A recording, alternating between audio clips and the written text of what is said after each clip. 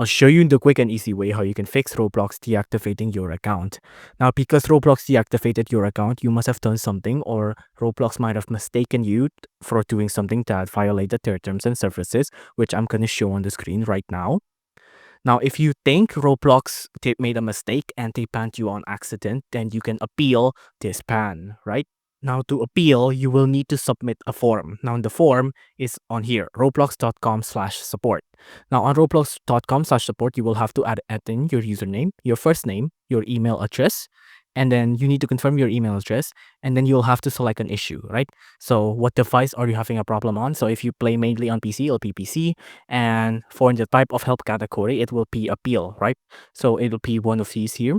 So for example, if you want to delete your account, it'll be there, but of course we want to get unbanned, right? So of course it'll be moderation, and then on moderation you can say I was wrongly moderated, I was scammed, but of course since we are deactivated, then of course it was probably unmoderated, so it was here, I was wrongly moderated for my behavior of an alternate account or things like that.